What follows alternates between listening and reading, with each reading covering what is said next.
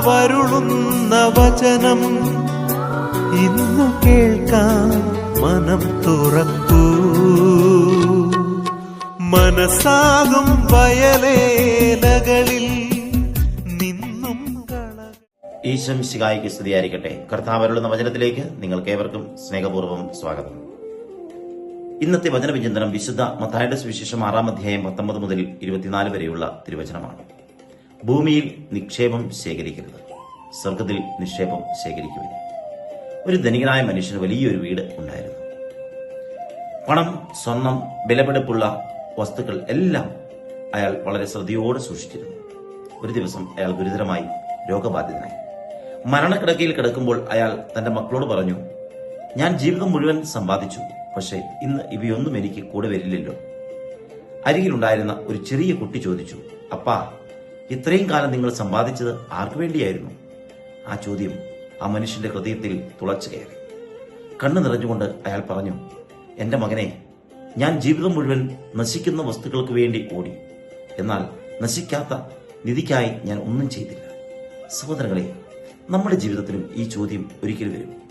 നീ എന്താണ് സമ്പാദിച്ചത്? ബാങ്ക് അക്കൗണ്ടിലെ പണം മാത്രമല്ല, സ്നേഹം, കരുണ, നന്മ, വിശ്വാസം, ദൈവബന്ധം ഇവയാണോ നാം സമ്പാദിച്ചത്? വചന സന്ദേശം. യേശു പറയുന്നത് സമ്പത്ത് ഉണ്ടായിരിക്കുന്നത് തെറ്റാണെന്നല്ല, സമ്പത്ത് നമ്മുടെ ഹൃദയത്തിന്റെ യജമാനനാകരുത് എന്നാണ് അവിടുന്ന് പഠിപ്പിക്കുന്നത്. നമ്മുടെ ഹൃദയം എവിടെയാണോ നമ്മുടെ നിധിയും അവിടെയാണ്. പണം ആവശ്യമാണ്, വീട് ആവശ്യമാണ്, നല്ല ജീവിതം ആവശ്യമാണ്. പക്ഷെ ഇവയെല്ലാം ദൈവത്തെക്കാൾ വലുതാകുമ്പോൾ അവ അനുഗ്രഹമല്ല, ബന്ധനമായി മാറും. അതുകൊണ്ട് യേശു പറയുന്നത് നിങ്ങൾക്ക് ദൈവത്തെയും മാമോനെയും ഒരേ സമയം സേവിക്കാനാവില്ല. മത്തായി 6:24 പറയുന്നു, നമ്മുടെ കൈകളിൽ പണം ഉണ്ടാകുന്നതല്ല പ്രശ്നം, പണം നമ്മുടെ ഹൃദയത്തിൽ കയറുന്നതാണ് പ്രശ്നം. ജീവിത സന്ദേശം. ഇന്ന് നമുക്ക് നമ്മോട് തന്നെ 3 ചോദ്യങ്ങൾ ചോദിക്കാം. 1, എന്റെ ഹൃദയത്തിൽ 1-ാം സ്ഥാനം ദൈവത്തിനാണോ? 2, എന്റെ സമ്പത്ത് മറ്റുള്ളവരുടെ നന്മയ്ക്കായി ഉപയോഗിക്കുന്നുണ്ടോ? 3, ഞാൻ നശിക്കുന്ന നിധിക്ക് വേണ്ടിയാണോ ജീവിക്കുന്നത്, അതോ നിത്യ നിധിക്ക് വേണ്ടിയാണോ? നമ്മുടെ കൈവശമുള്ളത് ഒരു നാൾ ഇവിടെ തന്നെ അവശേഷിക്കും. എന്നാൽ നാം സ്നേഹിച്ചവരുടെ ഹൃദയത്തിൽ നട്ട സ്നേഹവും ചെയ്ത നന്മകളും ദൈവത്തിനായി സമർപ്പിച്ച ജീവിതവും ഒരിക്കലും വെറുതെയാവുകയില്ല. ഭൂമിയിലെ നിധി കള്ളൻ മോഷ്ടിച്ചേക്കാം, തുരുമ്പ് നശിപ്പിച്ചേക്കാം. എന്നാൽ സ്നേഹത്തിലും കരുണയിലും ദൈവവിശ്വാസത്തിലും നിക്ഷേപിക്കുന്ന നിധി നിത്യമാണ്. നമുക്ക് പ്രാർത്ഥിക്കാം.